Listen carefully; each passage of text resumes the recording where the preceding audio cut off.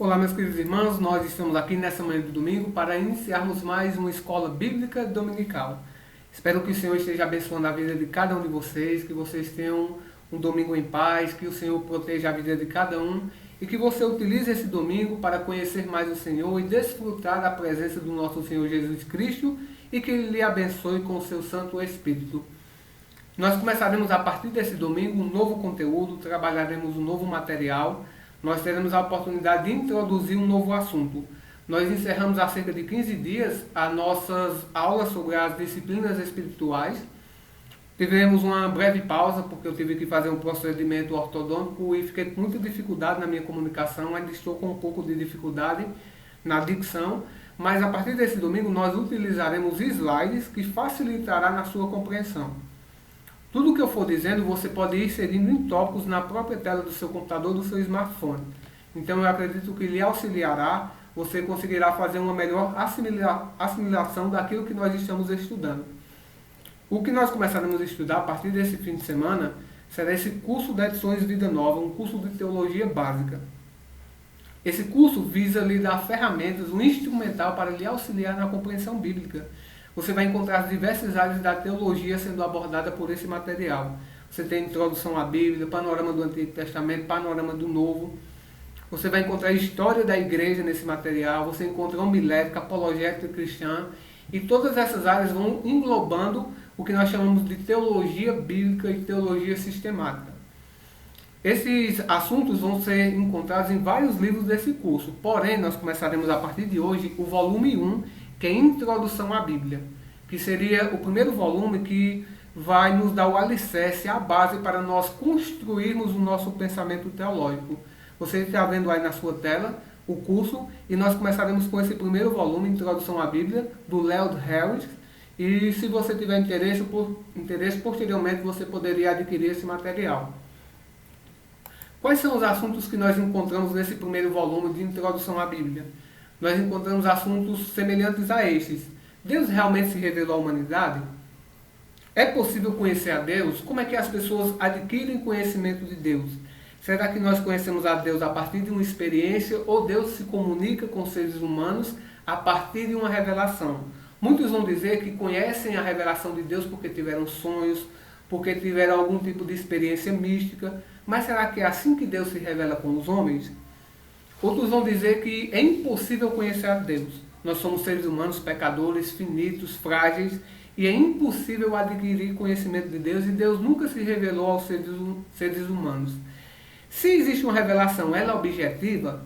Esses são alguns dos assuntos. Nós temos outros, como se a Bíblia foi escrita por homens, como é que ela pode ser defendida como palavra de Deus?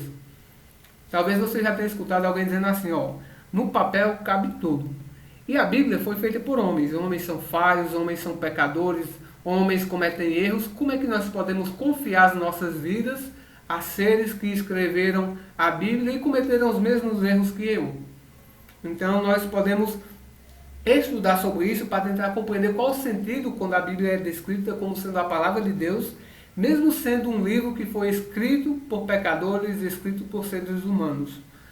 Outra questão é, de que modo Deus se comunicou com os homens a fim de produzir a Bíblia? Será que Deus veio e prendeu a mão daquelas pessoas, ou desceu um espírito sobre aquelas pessoas e elas começaram a escrever o texto bíblico? Será que Deus levou aquelas pessoas até o céu para que elas escrevessem o texto bíblico? Como foi que Deus se comunicou aos escritores? Como foi que Paulo escreveu suas cartas? Como foi que os evangelhos foram escritos? Serão esses assuntos que nós abordaremos. Um terceiro ponto, por que o cristão ou por que os cristãos creem na Bíblia? Há evidências racionais para essa crença? Será que nós temos apenas uma fé sem ter argumentos? Ou será que nós temos uma espécie de fideísmo, uma fé na fé? Será que nós não temos respostas plausíveis, respostas racionais para justificar nossa fé? Quarto ponto, quem escreveu o Antigo Testamento? Será que o Antigo Testamento foi escrito por pessoas que eram alienadas do mundo, que apenas estavam expressando as suas experiências religiosas? Quem foi de fato que escreveu o Antigo Testamento? A Bíblia é um livro antigo, mas é realmente confiável? Como ter certeza que o conteúdo não foi alterado com o passar do tempo? É comum você encontrar críticos que dizem que a Bíblia foi sendo deturpada. Com o tempo, a igreja foi modificando o material, a igreja foi transformando aquele conteúdo para se adequar às crenças de sua época. Você vai ver pessoas dizendo que a Bíblia só existe por conta de Constantino. Talvez você já tenha assistido um filme chamado Código da Vinci, que ele argumenta que a igreja escondeu livros para manipular as pessoas, que na verdade não são 4 evangelhos, mas são milhares de evangelhos. E a Bíblia foi sofrendo essas deturpações, essas alterações com o tempo. Ponto 6. Existem realmente milagres e profecias? Existem? Nós podemos testificar que essas coisas acontecem em nossos dias? Será que essas coisas não foram inventadas por homens do passado que não entendiam realmente a sua realidade? Ponto 7. O que é autocrítica? A autocrítica, ou a Bíblia conseguiu sobreviver a seus ataques? Isso é um tipo de ciência que nós chamamos de crítica textual, onde as pessoas vão submeter a Bíblia a um tipo de crítica e nós veremos se a Bíblia de fato passa por esses testes críticos daqueles que não acreditam no seu ou não acreditam na veracidade da Bíblia. Ponto 8. A arqueologia tem a dizer sobre a confiabilidade das Escrituras? Será que aqueles que estudam arqueologia desmentiram a Bíblia? Será que, à medida que nós vamos estudando as culturas antigas, as civilizações do passado, a Bíblia ainda se torna confiável? Será que ela não foi manipulada pelos seres humanos? São estes alguns dos tópicos que nós abordaremos no nosso curso. Se Deus permitir, nós prosseguiremos no decorrer desses domingos, sempre na expectativa de retornar para a igreja. Se Deus permitir, nós talvez não podemos estabelecer um tempo, mas no mais próximo possível talvez a gente já retorne à igreja, retorne às nossas programações, mas por enquanto nós vamos utilizando esses meios virtuais. Mas se o Senhor permitir, nós chegaremos ao fim do curso, até o fim desse ano, e estudaremos esses diversos assuntos. Então eu peço que você esteja conosco, que você se dedique, que você gaste esse tempo do domingo vindo para a nossa escola bíblica e acompanhando por enquanto que nós estamos tendo apenas no YouTube e os vídeos que vão sendo publicados pela igreja. Pois bem, nessa primeira aula de hoje, nós estudaremos sobre revelação. Certamente você já escutou esse termo na igreja, que Deus se revela, mas o que significa esse termo técnico dentro da teologia? O que nós queremos dizer por revelação? O que significa revelação? O que está por trás desse conceito? A definição mais básica é a seguinte: é o ato de Deus se fazer conhecido aos homens, ou é a automanifestação de Deus aos homens. Você poderia colocar como sendo um descortinar, um desvelar. É como se tivesse uma tenda, ou vamos colocar como uma cortina, e Deus vai descortinando, se revelando ao homem. O homem está como sendo alienado de Deus, e Deus vai se comunicar, vai desvendar quem ele é, como se fosse uma figura que está oculta, mas vem de encontro ao homem. Por isso que é revelação da parte de Deus, não é nós que revelamos ao Senhor, mas o Senhor que decidiu se revelar de forma voluntária. Essa revelação começa desde o Éden. Antes da queda, Deus já estava se revelando ao homem. E se Deus não desejasse se revelar ao homem, o homem nunca teria conhecimento de Deus. Nós só podemos conhecer a Deus porque o Senhor decidiu se revelar na sua voluntária condescendência. Agora pense no tamanho da dificuldade, no grande abismo da revelação entre Criador e criatura. Olha a grandiosidade de Deus em comparação para nós. Como que Deus poderia comunicar que Ele era? Como que Deus poderia se revelar a pecadores? Tem uma ilustração que eu gosto bastante, é a ilustração daquela mãe que está balbuciando com o seu recém-nascido. Ela fala gugu dadá, fala algumas palavrinhas na tentativa de se comunicar com aquela criança, sendo que aquela criança tem uma enorme dificuldade e a mãe tenta falar de forma mais clara possível. E é assim que acontece com Deus quando Ele se revela com pecadores.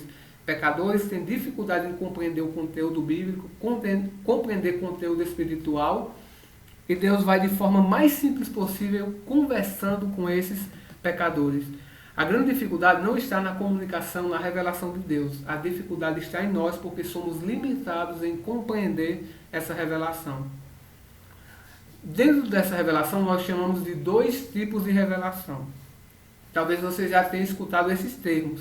primeira revelação é a que nós chamamos de revelação geral. E a segunda é a revelação especial.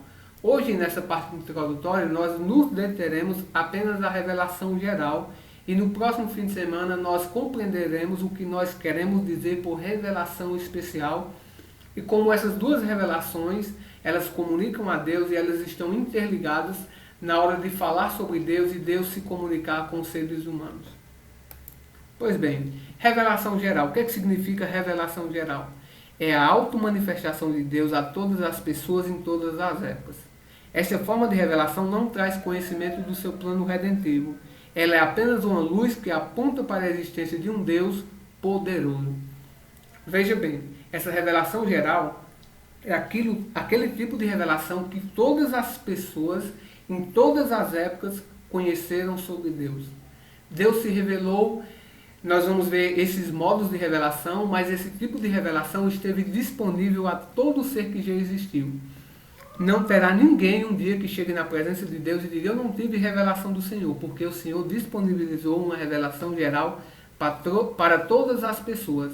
Até aquele índio que vivia aqui no Brasil no ano 500 que adorava Tupã, ele não terá uma justificativa diante de Deus, porque ele teve acesso à revelação do Senhor, que nós chamamos de revelação geral.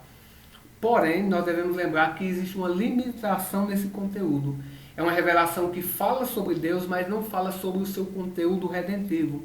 É como se fosse algo que falasse, vamos colocar como sendo de forma geral, mas não tem uma especificidade nesse conteúdo. Até alguns dizem assim: é possível falar sobre Deus, mas não definir quem é esse Deus. Essa revelação comunica a um Deus, mas nós não temos como definir quem é esse Deus por meio dessa revelação. Nós não sabemos se é o Deus do cristianismo, o Deus do judaísmo, o Deus do islamismo, mas nós sabemos que existe uma revelação e esse Deus está se revelando aos seres humanos. E como eu mencionei, também é uma automanifestação, ou seja, é o próprio Senhor que está se revelando dessa forma geral, e não são seres humanos que estão descobrindo uma revelação, mas o Senhor que está se dando a conhecer.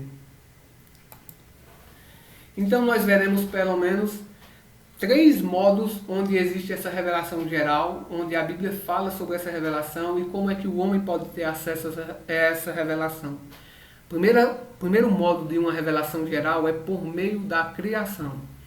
Veja o que diz Salmo 19:1.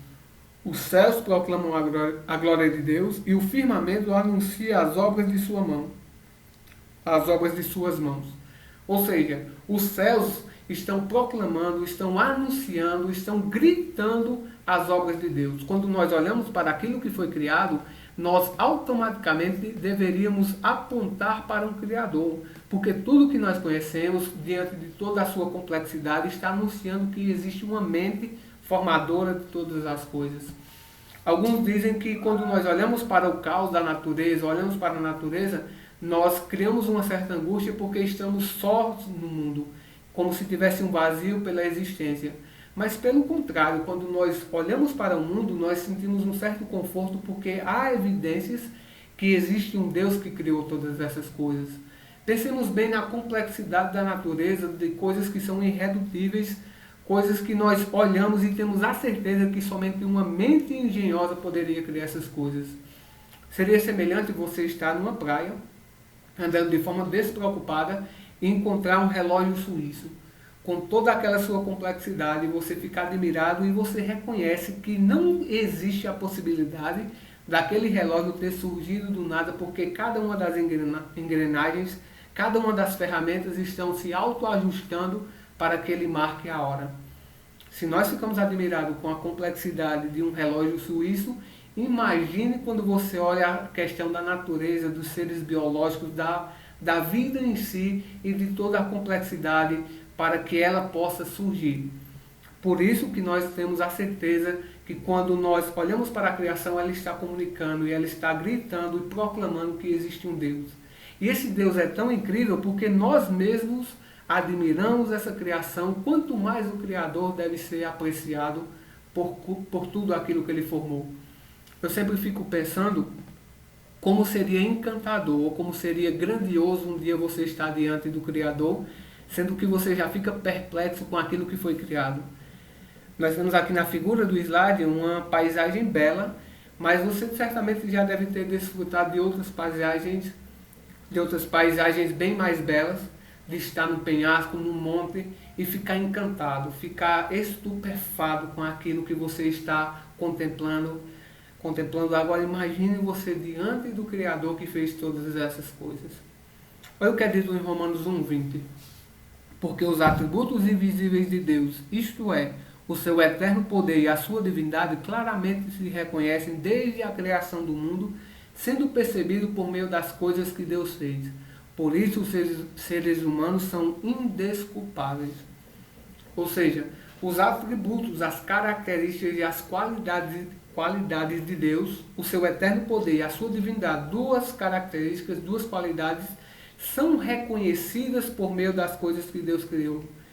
Por meio daquilo que Deus fez, nós poderíamos identificar que existe um Deus que é divino e um Deus que é santo e poderoso que se encontra nos céus.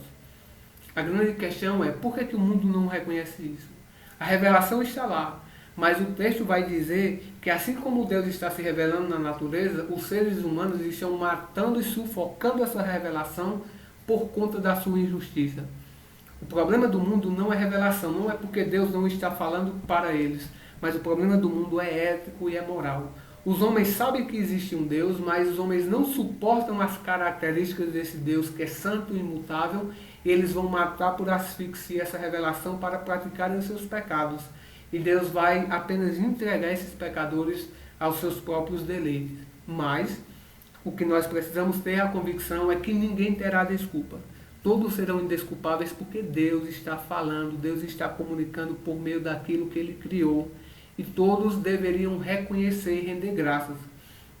O pecador deveria dobrar os seus joelhos todas as vezes que olhasse para o céu e visse essa extensão, ou visse essa grandiosidade das coisas que foram criadas e render louvor a Deus. Porque tudo foi formado pelas mãos do Senhor e o homem deveria render graça por tudo que o Senhor fez e por tudo que o Senhor é. Olha essa citação de João Calvino.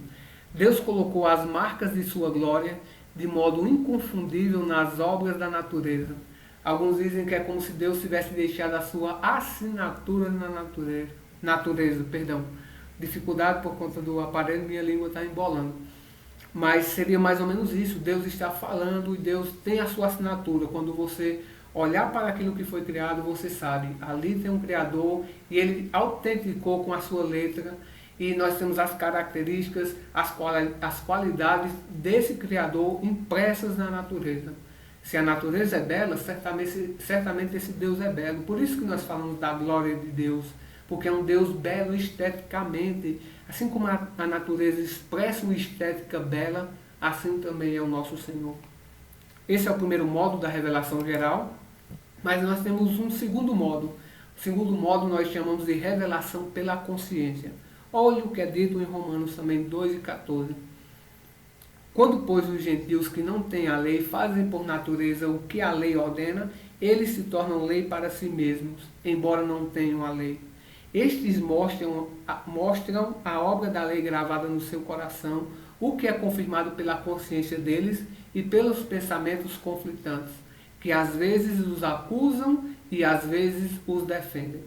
O que Paulo está dizendo basicamente é que essas pessoas, mesmo que não conheçam a revelação especial de Deus, a Bíblia, mesmo que não tenham tido acesso à lei de Deus revelada no Monte Sinai por Moisés, essas pessoas têm uma lei incutida, gravada nos seus corações, que constantemente estão acusando ou os defendendo.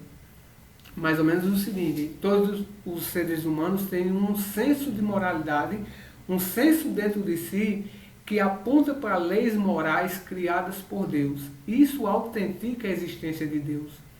Como é possível os seres humanos produzir dentro de si um sentimento de moralidade? Mesmo pecadores, mesmo após a queda, os homens ainda têm esse senso onde eles acusam os outros de cometerem certos erros.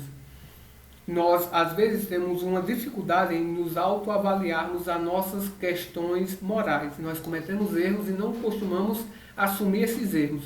Mas nós temos uma mente muito aguçada quando nós olhamos para o erro do nosso próximo, para o erro daquelas pessoas que estão ao nosso redor.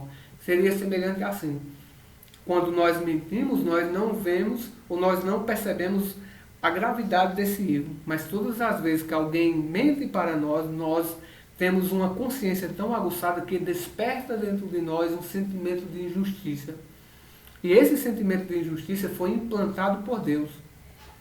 Alguns até falam que além do senso de moralidade, nós temos um senso de divindade.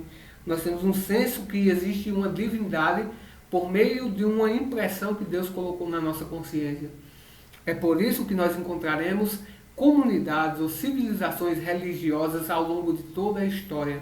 Até naquela civilização mais primitiva e distante, eles terão algum tipo de liturgia, algum tipo de cultuação, testificando que eles têm um senso da divindade. Eles não conhecem a Deus, mas eles sabem no fundo do seu interior que existe um Deus e eles vão formar a sua religião para alcançar, para atingir essa divindade. Eles vão criar uma escadinha para se chegar até o céu. Mas com o cristianismo é diferente porque é Deus se revelando, Deus vindo de encontro ao homem. Enquanto nas outras religiões eles vão construir a sua escada para chegar até Deus, no cristianismo é Deus vindo de encontro ao homem, se comunicando e se revelando e falando quem ele é e o que ele faz. Esses são os dois modos que nós encontramos da revelação geral, por meio da natureza, por meio da consciência. Aqueles que querem argumentar que não existe um Deus, mas vivem uma moralidade que está impressa no seu coração, são contraditórios. Eles não sabem explicar por que é que nós temos esse senso de moralidade. Porque é que mesmo quando nós negamos a Deus, nós ainda não conseguimos viver uma vida sem leis e sem regras morais. Um terceiro modo de revelação de Deus e revelação de forma geral é por meio da providência da história. O que é que eu quero dizer com isso? Leiamos Atos 14, 15 e 17. Diz assim: Senhores, por que estão fazendo isso? Nós também somos seres humanos como vocês, sujeitos aos mesmos sentimentos, e anunciamos o Evangelho a vocês para que se convertam dessas coisas vãs ao Deus vivo, que fez o céu, a terra, o mar e tudo o que nele há. Nas gerações passadas, Deus permitiu que todos os povos andassem nos seus próprios caminhos. Contudo, não deixou de dar testemunho de si mesmo, fazendo bem, dando a vocês chuvas do céu e estações frutíferas, enchendo o coração de vocês de fartura e de alegria. Qual outra forma com que Deus se revela ou Deus se manifesta? É por meio da história, por meio da sua providência. Nós temos as estações, as regulações dos invernos, as regulações do verão e toda uma estrutura da natureza que comunica que existe um Criador que está providenciando, organizando a natureza e organizando essas estações para nos dar os devidos sustentos ou os recursos necessários para a nossa sobrevivência. Mesmo que as pessoas vivessem na ignorância, sem conhecer a revelação especial de Deus, sem conhecer a Bíblia, o Evangelho, Deus não se deixou sem dar testemunho. Todas as eras ele falou com essas pessoas a partir das coisas que ele providenciava para a sustentação dessas civilizações. Os homens, quando estivessem contemplando uma boa colheita, uma colheita farta, um período de abundância, eles deveriam render graças a Deus, eles deveriam ter essa consciência que Deus está tomando de conta de cada uma dessas pessoas. O problema é que o homem pecador ele vai inverter os papéis, vai adorar a criatura em lugar do Criador. É só você ver que essas pessoas vão produzir muitas coisas, vão prosperar, mas em nenhum momento elas vão engrandecer o nome de Deus, pelo contrário, vão achar que foi tudo produzido pelas suas mãos e eles é que são os conquistadores de todas essas coisas. Mas Deus não se deixou sem testemunho, Deus falou por meio da sua providência. O outro texto é de Colossenses 1,17, dizendo que tudo foi feito por meio dele, para ele, demonstrando que tudo que nós conhecemos, as providências, ou tudo aquilo que está ao nosso redor foi produzido por meio dele e era para ele, mas nós é que estamos com defeito e não reconhecemos essa bondade do Senhor. Alguns dizem que essa revelação, ela é semelhante a uma onda de raio. Ela está a todo momento à nossa disposição. Ao nosso redor, Deus está se comunicando em todos os momentos. Mas o grande obstáculo está na nossa capacidade de sintonia para captar essa rádio. Deus está falando, mas por conta do nosso pecado, os nossos olhos estão nublados, a nossa mente entenebrecida e nós não estamos escutando a voz do Senhor. O problema não é luz, não é Deus se revelar, mas a nossa incapacidade por conta do pecado de enxergar essa revelação. Outra ilustração que eu sempre escutei e eu gosto é a revelação do farol. Que o farol tem um duplo efeito. Assim como ele manifesta a sua luz e ilumina certas pessoas, ele também pode cegar. Se você estiver diante de um farol e virar suas costas, ele vai se iluminar, ou vai lhe iluminar, e você vai ver todo o seu horizonte iluminado. Mas se você bater de frente com aquele farol, você terá uma cegueira instantânea. Assim acontece com a revelação de Deus. Aqueles que são humildes e se colocam numa posição para escutar Deus e deixar-se guiar-se por essa revelação, encontrará luz nessa vida. Mas outros vão manter-se em rebelião, vão bater de frente com a revelação de Deus e vão permanecer na sua cegueira. Por fim, eu queria trazer algumas dessas características ou outras características dessa revelação para complementar o que nós vimos. Nós trabalharemos com pequenos vídeos para não se tornar tão cansativo e para que você possa ir seguindo o assunto de forma mais detalhada. Outras características é que é uma revelação limitada em seu conteúdo, como eu mencionei. Nós podemos saber que existe um Deus, mas nós não podemos testificar quem é esse Deus. Nós sabemos que essa revelação fala de um Criador todo-poderoso, mas não fala sobre um Criador que é redentivo e que perdoa pecadores. Segunda característica é que o pecado humano impossibilita a nossa compreensão de Deus a partir dessa revelação. Nosso problema é o pecado que não permite que a gente enxergue essa revelação ao nosso redor e nós não conseguimos desfrutar dessa revelação de Deus porque o nosso pecado está maculando a nossa forma de enxergar o mundo. Terceiro, ela não pode salvar.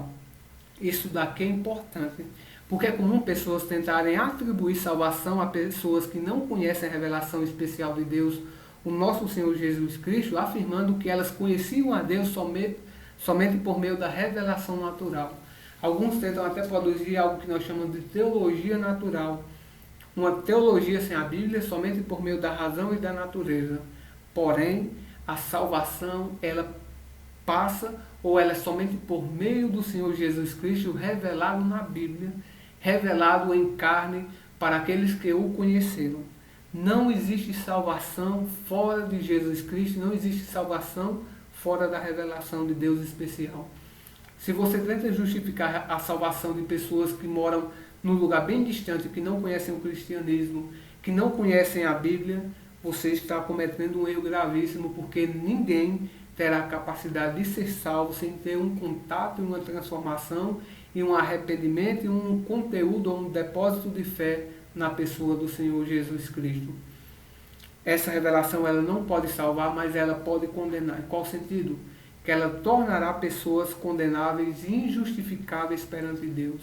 Essas pessoas jamais argumentarão que não tiveram oportunidades para se arrepender, porque o próprio Senhor está se revelando na criação, convidando pecadores para que eles saibam que Deus está irado e deseja que eles se arrependam dos seus pecados. Essas pessoas têm a responsabilidade de reconhecer a sua injustiça, que Deus está irado com elas. É só você olhar uma pandemia como essa. Deus está demonstrando pela natureza que não está satisfeito com a raça humana, que pecadores precisam se voltar para Ele. Mas essas pessoas acabam não rendendo graças, não rendendo louvor e não se arrependendo, e por isso receberão a merecida punição do seu erro. Por fim, eu queria trazer essa citação que eu acho importante, que trata desse aspecto. As Escrituras são os óculos através dos quais podemos ver claramente quem está por trás das obras da criação. Todos podem ver a obra da criação, ou ver as obras da criação, mas somente aqueles que têm a revelação verbal de Deus podem formular com mais correção uma teologia com base nas coisas que conseguem ver. Todos nós estamos diante dessa revelação, mas por conta do pecado nós não conseguimos ter uma real compreensão dessa revelação. É necessário utilizar óculos espirituais para nós enxergarmos as cores, as tonalidades dessa revelação. E como nós podemos fazer isso? Por meio da revelação especial, por meio da Bíblia, que é ela que nos explicará como que funciona essa revelação e quem é esse Deus por trás dessa criação. Estamos chegando ao fim dessa aula. Espero que você possa fazer as suas anotações. Se tiver alguma dúvida, você pode me mandar no WhatsApp. E se Deus permitir, nós daremos continuidade a esse assunto na próxima semana, trabalhando sobre a revelação especial. Que Deus possa abençoar a sua vida, que você possa desfrutar esse domingo de uma comunhão, de uma paz com seus familiares e que, acima de tudo, nós estejamos buscando a face do nosso Senhor Jesus Cristo para adorarmos e engrandecermos o seu nome. Que logo mais você aproveite também do culto que nós teremos de adoração às 6 horas da tarde. Deus abençoe a vida de cada um e que todos vocês tenham um ótimo domingo. Tchau e até a próxima.